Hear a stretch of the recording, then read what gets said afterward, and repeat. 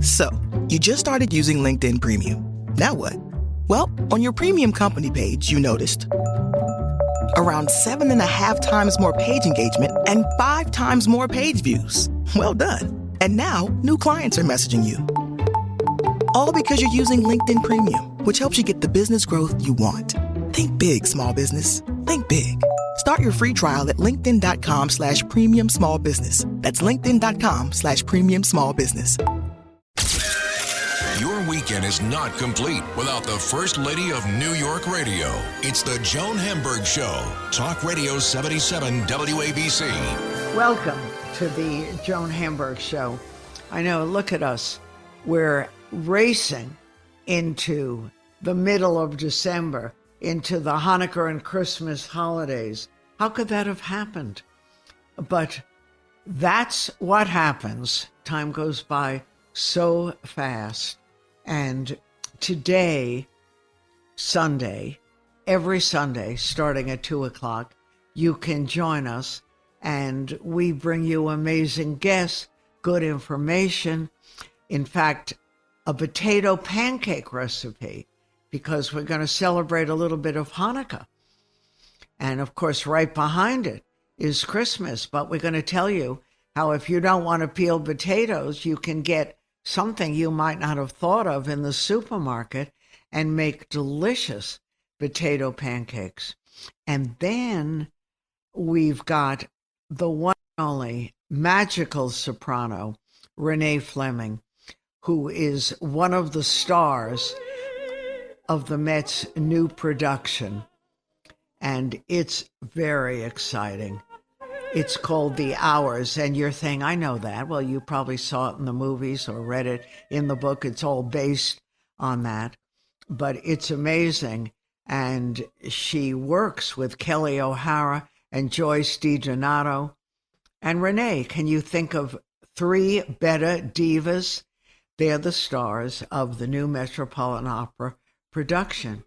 And what is so magic, too, is yes, going to the Met is a treat. I feel, no matter how old I am, so grown up going to the opera.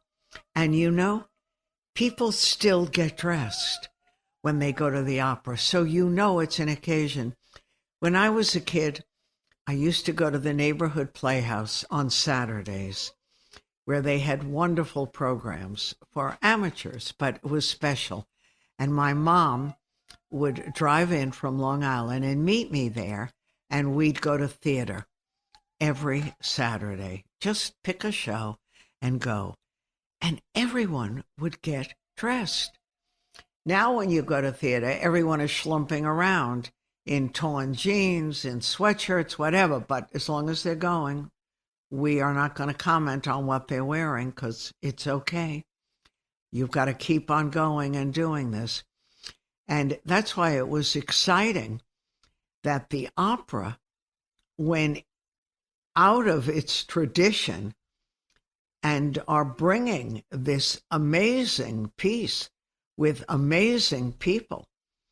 And you'll be able to see it at a movie theater, too, on Saturday. It's great. It's based on a Pulitzer Prize-winning novel, an Oscar-winning film. It's about 3 women across time.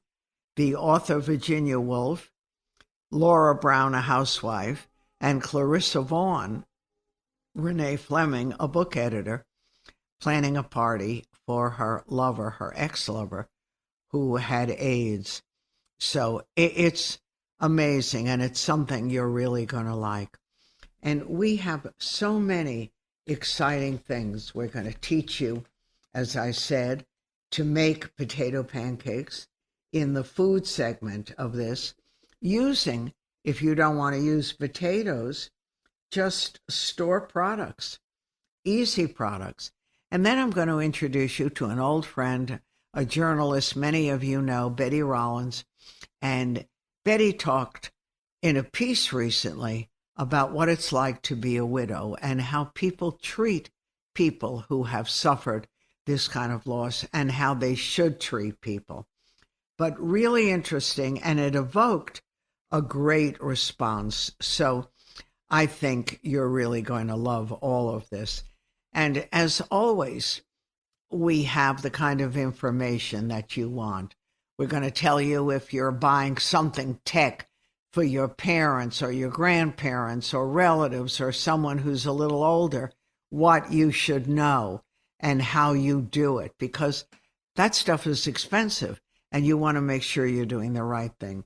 So we have so much coming up, from a little cooking, celebrities, travel, you name it, and we've got it. And don't forget, we do this every Sunday starting at 2 o'clock. And we're also on Twitter, on Facebook, and we share each other's lives, which is important. I always think of all of you as the radio family.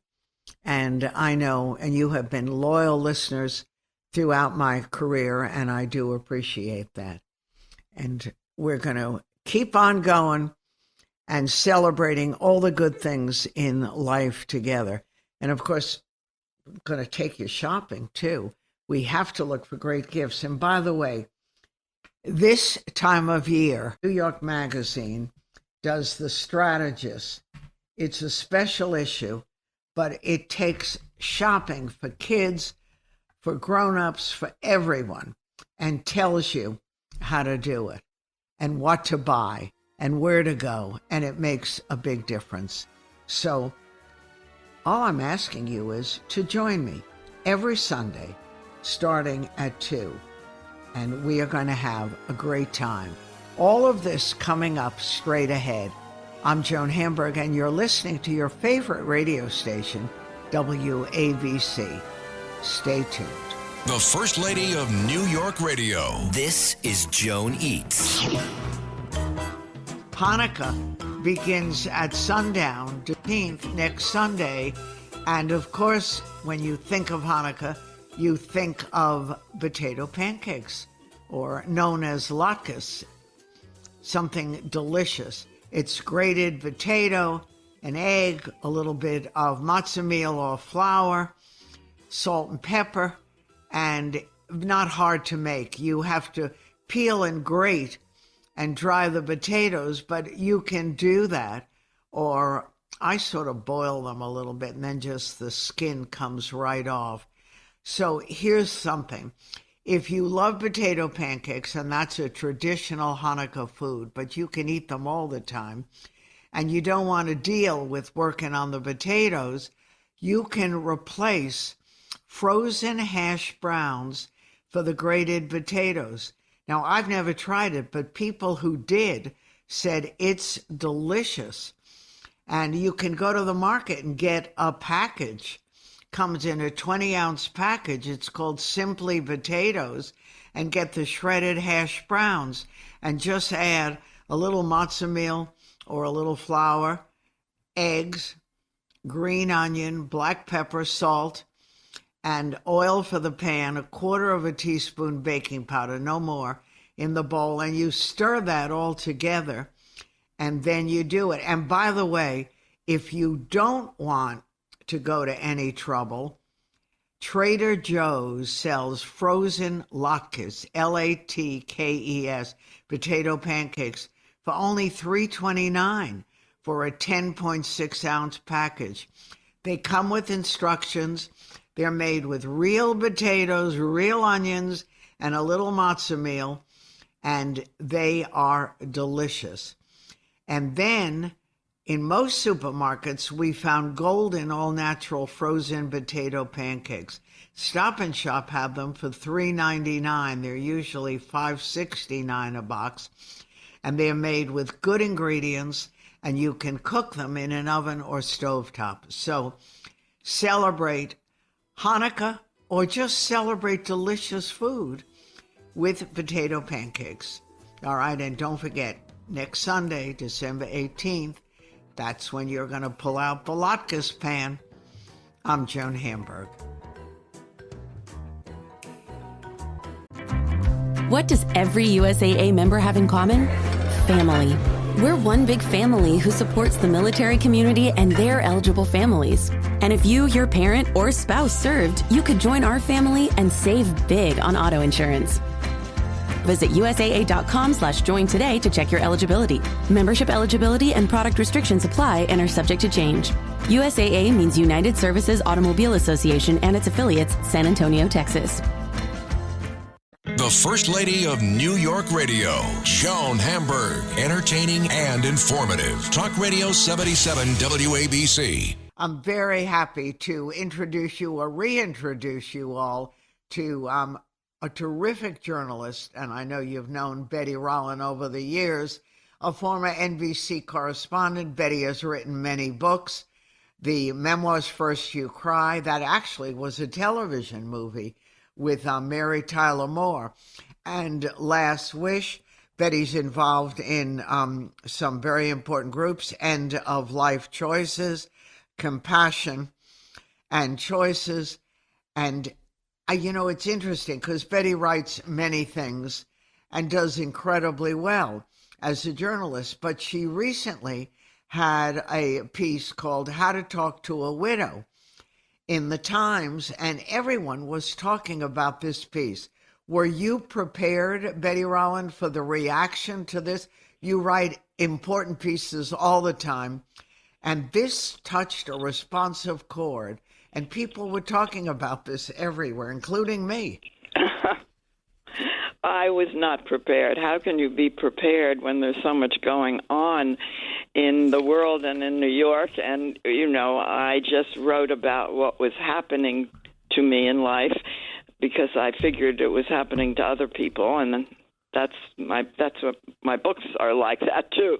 And I just can't believe the reaction I'm getting to this piece. It's overwhelming because when I wrote books and got reactions, 2 of them were movies. That was very nice. But the technology wasn't what it is today. So I've got about 400 emails that I really feel I want to answer. Not to mention, and now it's apparently been published all over the world in the International Times. So I'm kind of overwhelmed, and the letters are so moving.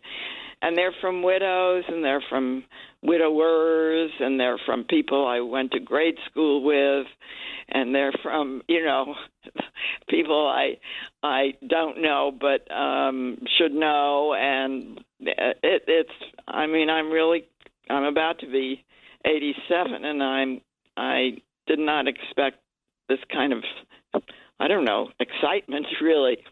And because I lost my husband during the worst part of COVID, and there are. I'm so sorry. Thank you, Betty. There are statistics that you gave out. 11.4 million widows in society today, and 3.4 widowers. So it's a huge statistic, and there are things that one rarely thinks about or doesn't until it happens to you. This is right? true. This is true. And who was even aware of widows? I certainly wasn't until I was one. Right. And there are many. I certainly didn't realize how many more widows there were than widowers. And when we were young, the deal was you married an older man because he would take care of you, and exactly. Because that's how it was. That's just how life was then. And I'm happy to say that's changing. That has changed, I would say. And so I think there won't be so many widows in the future, but that is, those numbers are going to change because everybody's going to be about the same age. But it's astonishing how many of us there are, and how lonely a lot of us are, and how poor some widows are. Well, that's very interesting, that widows are more likely than married women to be poor. Absolutely. Did that surprise you in doing your research? That did not surprise me. That did not surprise me. It's not my own situation, just fortunately, because I sold books and movies. Right, and you're a career woman. And I am a career woman. And also, we didn't have children. And for several reasons having to do with breast cancer and other things, and being old when we married. But if you don't have children, you probably have more money than people who have children. I mean, that's just a fact. So that isn't a reason not to have children, but it's just a fact. So, I'm not in a bad situation that way, but many widows are in a bad situation that way. For sure. Right, and they don't remarry as often as men. And you point that out, that if a man is left alone, there's a good chance he'll remarry, and often marry younger women. And marry quickly. So, remarry quickly, yes. I should say. Yeah, I mean, that's what men do, and that's what men can do much more easily than women. They can just start looking around again, and that's, of course, harder for women to do even today. I mean, I'm glad that something that never existed when we were young exists now, which is these, I don't know what they're called exactly, but where you do a profile of yourself and I don't know. It's funny. I don't know the word for that category of thing, but where you can meet somebody online, and sometimes that works. Very popular. That works. That can help. That helps. I think it's better than nothing, because women are not invited to parties, especially. And anyway, today there are no more parties that exactly, because of the different COVID from when we came of age. It was very different. There was a lot more entertaining, a lot of parties, our lives were very, very different. Certainly. And you point out that you married late in life, or what would be considered today, it wouldn't be so late. You were 43 when you married Ed, right? Today it was like a mere slip of a girl. Yeah, well, it's true. It wasn't so odd. I mean, I had been very briefly married before, but then I got cancer and thought I may not live long, so I'm going to get out of this marriage, which wasn't too great. Yeah. And so, yes, my marriage to Ed, I wasn't even expecting at all what I got. I mean, what I got was just something wonderful from this man who we were so very different. But it was just a great, lovely, marriage that was just I don't know what to call it. It was a surprise is what it was, because my expectations about my relationships with men up to that point hadn't been that great, and this guy turned out to be just wonderful. My mother agreed. Well, that was a big deal, and he wasn't in your world. Not at all. He was a math person, a mathematician. Yes. From the Midwest, and a brilliant one. You were, but you were Miss New York. I was and another thing I was couldn't have been worse at math, and had always been. And so he wrote books that I couldn't read, that nobody I knew could read. Yeah, and that was, and he told me at the beginning, don't worry about it. We'll talk about other things, which is what we did. And he was a very unusual man, because you had many, many terrific years together. But when he ended up getting sick, he really seized the moment. We're going to take whatever time we have and try to be as happy as we can. And that's exactly what he said to me when we walked home from the doctor. And it turns out they had missed the cancer that was there. And so it was extra awful that he was about. They gave him. They tell you very straight nowadays. They said 2 years, which turned out to be exactly right. And he just said, let's not be angry. Let's be as happy as we can. And so Ed was just the kind of person who could pull that off, and much better than I. I mean, I was acting a bit during the 2 years, but he wrote a math book as he was dying, which has just been published. I mean, who does that? So, this was an unusual guy, and it made him all the harder to lose. And you said, or I think I read it, that you have no right to sadness and no right to misery. And I think it was because obviously you look around and we live in this complicated world today. But yes, you do have a right to sadness in my terms. You had a very good life together, an important life. And when that's taken away, even the best adjusted person, it's incredibly painful. And it is sad because you've lost a piece of yourself. Well, Joan, it's sad, but after all, I'm old, and this happens to people who are far younger, and it happens to people who have had far less good lives, and it happens to people who are in terrible straits, which I'm not. I have wonderful friends. I mean, some of them kind of disappeared, but most of them did not. And I consider myself lucky. I don't feel lucky. I have to be honest. I mean, nothing is really going to make me happy, in quotes, anymore. Well, but at this I do moment, feel, you don't know, really. Well, I guess not. It's been a while, though, and I mean, that's the price paid for losing something that was that wonderful. But I don't for a minute feel sorry for myself. How could I feel sorry for myself? I used to be a news correspondent, and so I watch the news a lot. Yeah, a lot of bad stuff. Oh, my. I mean, how people are suffering. Am I going to complain about being a widow at my age, or given what I had and what I still have?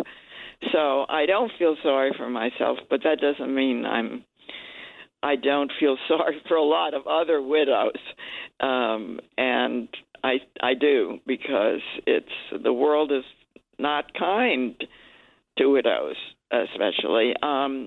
And even sometimes, I mean, a big difference is not having children, of course, but the children aren't always around. They live in different places.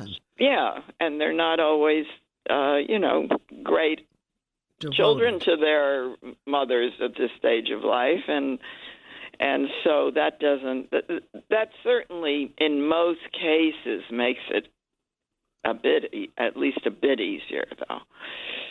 But that wasn't my situation. When you lost Ed, and as the time went by, were you lonely, or did you pick up as best you could your life? That's an awfully good question.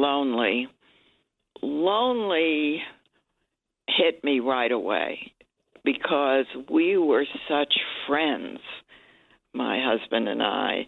We were talking to each other all the time, except when he was doing mathematics, of course, which was sacred time. I would never dare say a word while he was sitting in there doing his numbers. But otherwise, he was my everything. I mean, in terms of the person closest to me in my life. So, yeah, I felt lonely kind of right away. And that hasn't really gone away, even though my friends are wonderful, and even though I continue to see my friends. I'm in the middle of New York. They're nearby. And I Zoom. I'm crazy about Zoom as a way of just getting together with people. Nobody, I don't know anybody who does that but me. It just have, I have, in a sense, And Ed and I were doing that while he was dying. We had dinner with people without dinner. In other words, we'd Zoom, and there'd be just the four of us, and now it's the three of us, and we have a wonderful conversation. And the hour's up, and then we go off to our dinners. But it's been an intimate meeting, unlike Zoom. People usually think of big meetings, but these are get-togethers, and yeah, I love it. and just use it. So it's what I hear from my friends who are alone is that the loneliness is what gets to them. I mean, you live in New York if you do live in New York, and there's something every minute if you want to go for it. Yeah, but who wants to go for something every minute anymore? I mean, first of all, it's still scary, and there are a lot of people who've removed their masks, which they shouldn't, and which I certainly haven't done. You have to be careful. And anyway, probably you don't feel all that great to want to be hopping around. I'm quite lucky. I'm about to be 87, and I don't have too many diseases, but I have a few. I have arthritis and this and that and the other thing. Normal, right? And that keeps you from being too social. And so there's a loneliness. And as I say, I was particularly chatty with my husband, and I miss his conversation, which was great, and he was also funny, which I loved. I mean, we laughed a lot. Right. I miss that. And that's a gift. Do people ask you after he had been gone for a couple of months or a year whether you're interested in meeting other men? They were smart enough not to do that.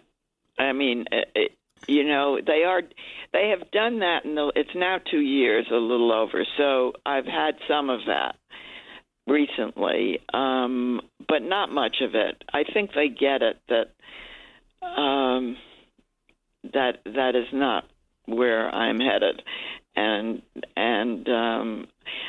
I mean, the problem was, if my husband were not such a great guy, maybe I'd feel differently, but I don't see anybody around who in any way could, and I don't want to get involved with some guy and then be, grouchy because he's not as nice as my husband who died. Nice isn't the word, but I'm sure you won't get what I'm talking about. And so, no, but I certainly think that's a great thing to do if you can find somebody else who is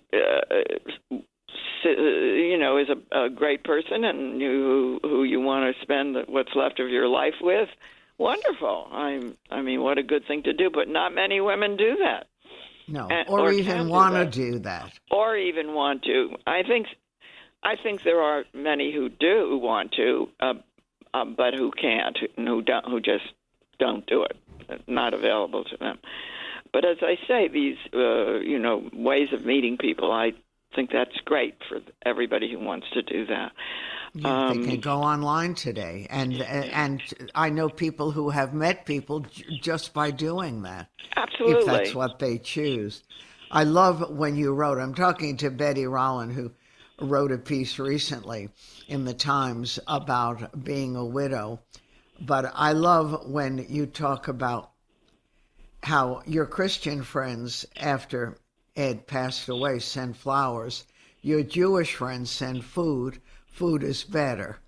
And I got a kick out of that. That's my closing line. I mean, I must say, that's everybody's favorite line. And I have to tell you, Joan, a hilarious thing that happened 2 days ago is that a Christian couple sent me a huge box of food. Friends, right. Sent me a huge box. It's embarrassing, from Harry and David, with so much food, enough for. I mean, remember, I'm alone, so I've been giving it away. But it was very funny of them to do that. I mean, they're given that they're Christian, and I just insulted them by saying they sent flowers, and they wanted it to be known that we're Christians, but we're here, we're sending you food. That's funny. It was very I funny. know. And very welcome. Well, I think you've got another book because of the great interest in this. I'm telling you, I know more people who are widowed now.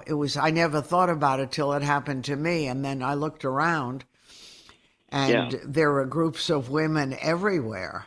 It's true, and they're sad, and they're sadder than they need to be. Then they're sadder than they should be, and it's I wouldn't have especially noticed. Although something, I think I did notice.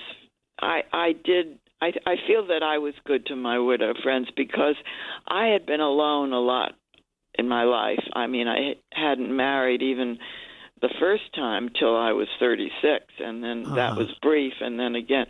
But, I understand what it feels like to be alone, and I like to think that I paid more attention to my widow friends. Yeah, but no, I'm happy. I wrote that, and it was. I mean, the Times wasn't really. I certainly didn't expect them to make, place it so wonderfully and all of that. And I've just heard from. I'm just overwhelmed by the reaction, really. Yeah. So. Well, it was a really important piece, and it gave us all food for thought, and people have been talking about it. So I'm telling you, there's your next book, unless you're already working on something. No, because, you're independent. You've always lived your life, even with a very good marriage. And there are a lot of people who live as a wife, even today. And when that's taken away, it's like floundering in deep water and you don't know how to swim.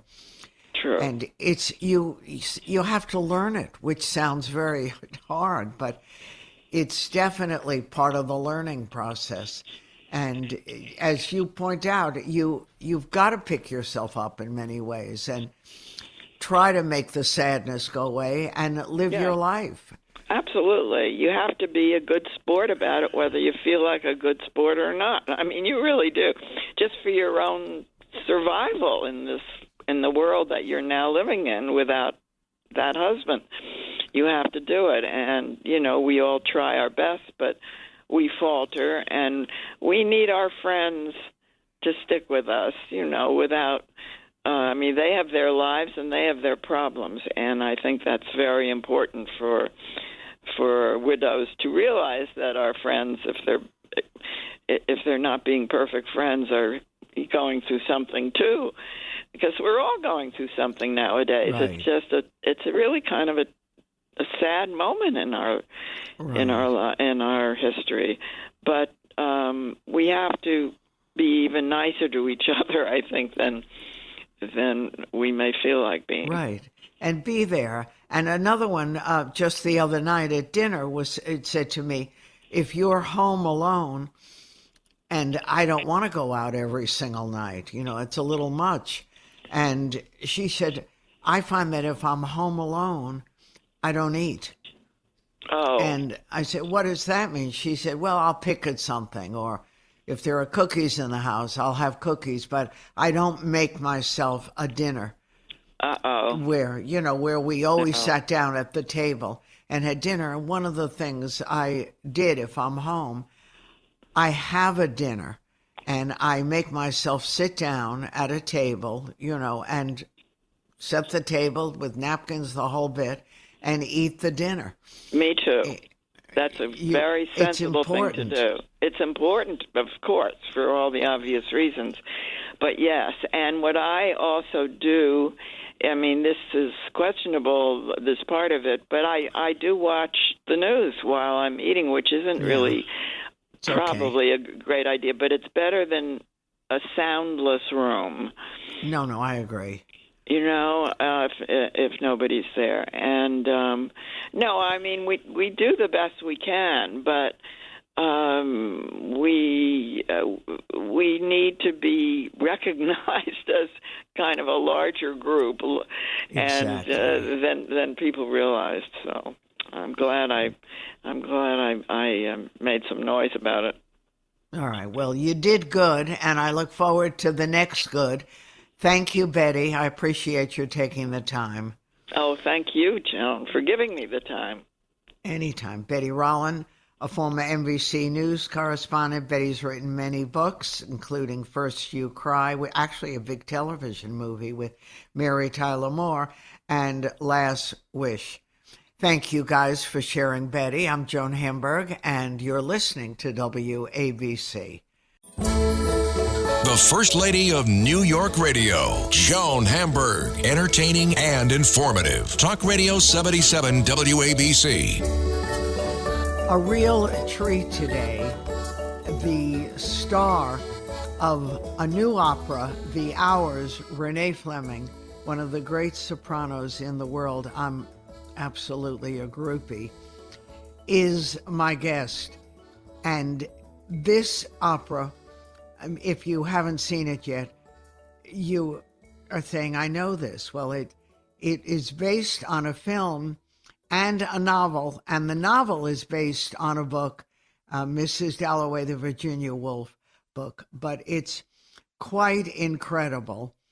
And Renee Fleming is one of the amazing stars in this. So you probably are tired at this point. You've been working really a lot and hard. Yes. But it's been so exhilarating to be involved in something this fresh that is sold out. Audiences love it, are responding to it, and it's just been wonderfully successful. And I'm just curious, Renee, how did all this come about? Was this your doing? Did someone approach you? Well, I had been working with the composer on a piece, a setting of George O'Keeffe's letters it's been really successful. And he said, "How about an opera?" And I said, "Yes, absolutely." And so we were talking about titles and just exchanging ideas. And somebody said in my office suggested on a list The Hours, and I said, "Oh, that's it. That's definitely it." I don't know. I love the movie. I assume you did too. Yeah, of course. Yeah, of and the course. book, Michael Cunningham's Pulitzer Prize-winning book, I said, this is perfect for opera. And people are loving the opera. When there must have been a promo running through the station, because I got 2 calls this morning saying, "Oh my gosh, we saw this. It's fresh. It's unbelievable. It was such a treat." And good. Oh, I'm glad. It's like theater. It's more going to the theater, with gorgeous music and so many chorus and orchestra and singers and dancers. It's big, but it's very modern. No, and it's got so much going on. And I'm just curious, who determined who's going to play what role? Are you playing the role that you want to play? I am. Yeah, I am. And so Kevin wrote it for each of us. So he was able to compose exactly to our voices, which was wonderful. And I wanted to play Clarissa Vaughn because I just thought it would be so great for once in my career to play somebody who's from my time, basically. This takes place in the 90s. I still have clothes from the 90s. Yeah, believe me, I have clothes from before that. I used to have a closet which had size 8 and then size 12. And people would say, "Why don't you throw out the size 8? I would say, "Are you crazy? I could probably wear them again in a month." Exactly. So, I'm with you. I keep 3 different sizes, Right. I just know. When people say you look great, you've lost weight, I always say it will pass. That's a good line. I may borrow it. Yeah, yes. Because it's something we all need. But you took a couple of years off from the Met. And was that an interesting time in your life, or did you miss it a lot? Well, I mean, first of all, 2 of those years, was the pandemic, so nobody Right. was singing, nobody was working, We didn't other than do anything. digitally. Yeah, and I did digital work for the Met too, and then I picked up touring again, and I've been working like crazy ever since. So I think people imagine that if you sing opera, you only sing at the Met, and you only sing, course. opera. But I mostly sing concerts with orchestras around the world. And that's exciting, and you've been doing that is. too Yeah, for a long it is. time. And the Right. hours is so interesting. The complicated day in the life of 3 complicated women. Right, and 3, the high anxiety situations, tragic situations, and the other characters are fascinating. The person that I most love has AIDS, which is heartbreaking to revisit, especially now when we're just still we haven't gotten rid of this pandemic. Yeah. No, it is awful. But to be able to be in something new that can relate to you and to all people in that Correct. range, it brings it home. It's so real. Right. And Right. they just, and opera can tell there are 3 periods. There's Virginia Woolf's life, there's a 50s housewife in Laura Brown, and then there's Clarissa Vaughan, who's kind of remade a kind of a right directly out of Mrs. Dalloway and the book. And so they're all living lives at the same time on the operatic stage, which is something we can do because the music enables us to do that. Right. And your character was, I remember in the film, it was a Meryl Streep role. Right. Exactly. Yeah, not the shoes you really want to fill or try to fill. No, exactly. But, singing is so different. It's really not the same at all. We don't have control over the tempo or the pitch or any of those things. It's quite a different animal. So when you were approached about this, it had to be really a relief, because how often does an opera star, a soprano, get to play a very modern person and a woman that we all know and can relate to? Right. Well, the other major premiere I did was Blanche Dubois in A Streetcar Named Desire, and so it's just wonderful to do something that no one else has done. You're not being compared with centuries of other performances. No. And when you think about your journey, it's really an amazing story. You know, how it started, how you never gave up. And you also ended up doing firsts that had not been done before. So for those of us, it's very exciting, and it's changed the way many of us look at music, look at opera, and look at the chances that you've taken during your career. I mean, just singing the national anthem at the Super Bowl, that's not something I would have expected to be doing, and that was incredible. Did that make you nervous, or was 110 million people tuning in, and it's live. I was terrified, but you just have to keep practicing and practicing, because a lot can go wrong in the national anthem, honestly. You mean in terms of the lyrics and everything? It's hard, yeah, and it's also very rangy. This is why it's hard for the audience to sing too.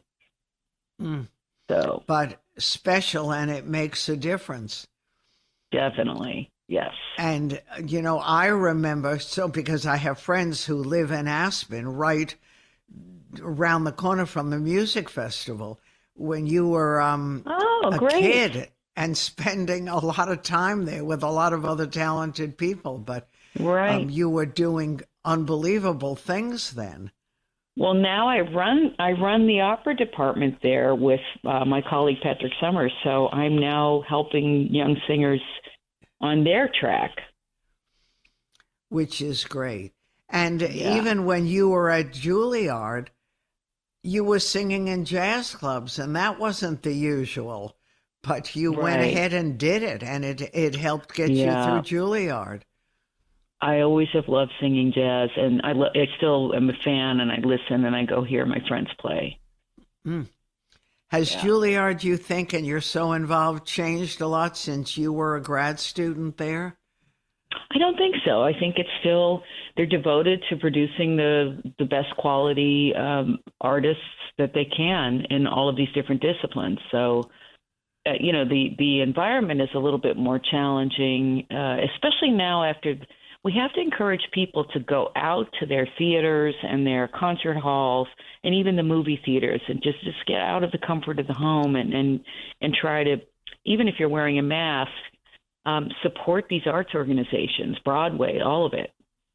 No, I agree. And it's at a very delicate time in the world of the arts. And, whether you go to the Met or you go to see a Broadway show, there's still angst, and it's really important. Put your mask on and go, because this is the heart and soul of our cultural life and our life in this city, and we have to have it, and we have to all support it. It's true, and if we don't support it, it will go away, and that would be tragic also for the tourism of the city. So that's my 2 cents. Because honestly, I'm going almost every night to see something, and loving it. And if I see anybody with sniffles or anybody who coughs, I immediately put my mask on. Yeah, and I'm just sorry that they took away the mask rule, because I think it's not the answer, but it definitely is a step in helping avoid some of these things. So, makes people feel more secure, at ease. Yeah. Put your mask on and then go. And you can get tickets for things. Go out of your comfort zone, as Renee said. Go see things. Maybe you haven't been to the Met in years. None of us have done anything in over 2 years. So it's time to step out and go do things that you've never done before. So you started in doing small concerts and things. And then when you won the opera audition, you were 29, and it all started. Was that what you would consider, when you look back, the major break? It was the first major break. Absolutely. There were a few others, but that was definitely the first one, because it kind of opened the door to me performing in opera houses. And once you get one engagement and it goes well, you have to take a risk and then succeed. You really have to kind of put yourself in a position where you can exceed when somebody gives you a chance. Yeah, and you did take chances, and you did things like the Seattle Opera. I mean, people think, oh, it's all New York, but it isn't all New York. It's all over America. Right. It's true.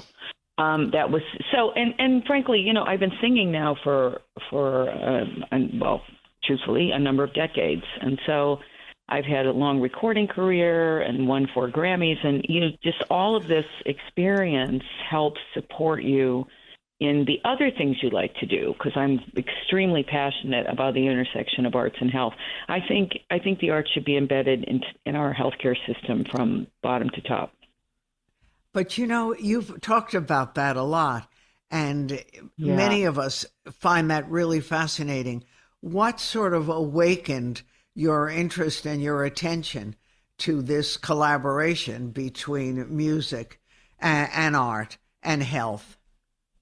I started reading that researchers were studying music to understand neuroscience and the brain, and I found that surprising and fabulous. And so I met Dr. Francis Collins, who was running the NIH at the time, at a dinner party, and I had just started as consultant to the Kennedy Center in Washington, and said, 2 great national institutions, can we collaborate? Because I think we could provide a platform for science. And I think our audience would love to know why they like music and what effect it has on the brain.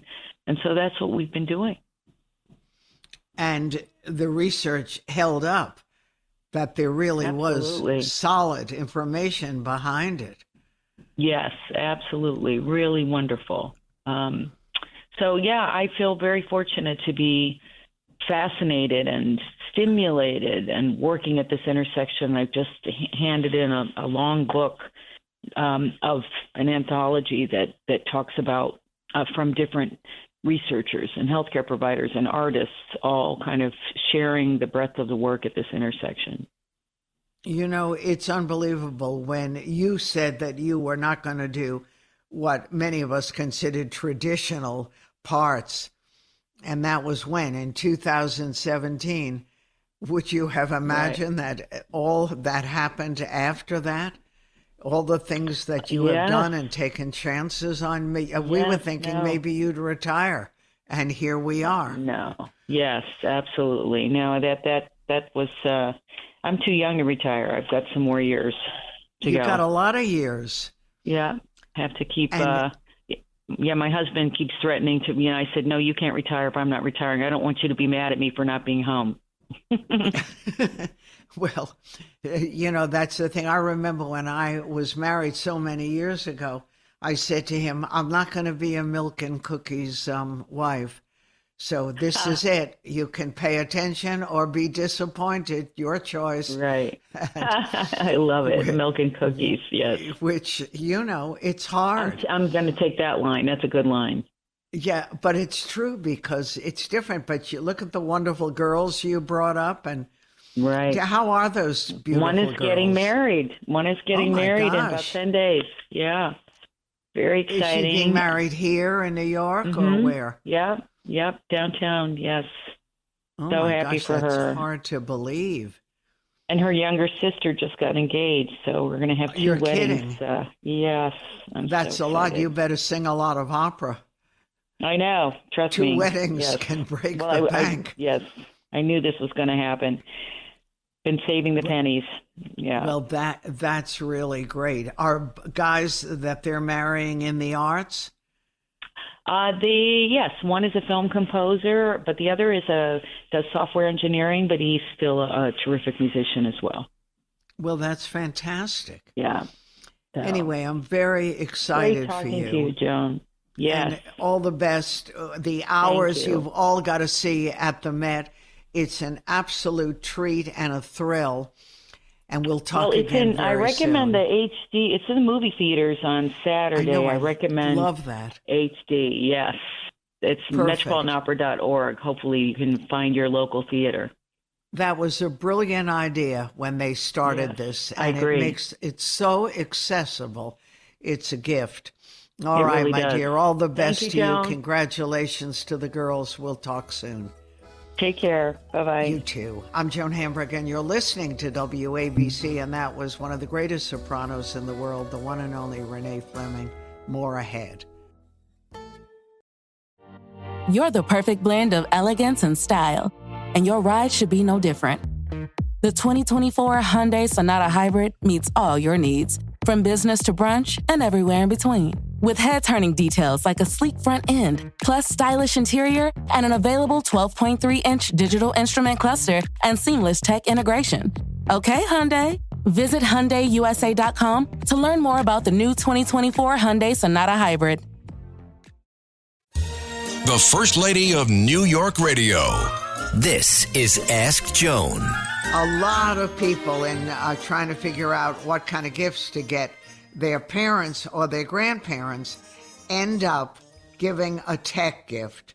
And the question is, how do you choose a new device for your mom or for your dad?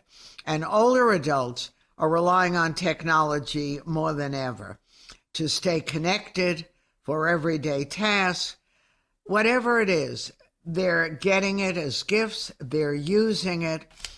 But the truth is, it's a really good idea, but not everything is best for older adults. You have to understand how they'll be using it and if they have any cognitive issues or physical issues to be aware of. So I turned to Candoo, CANDOO, technology, which deals with this. It's great if you don't know about it.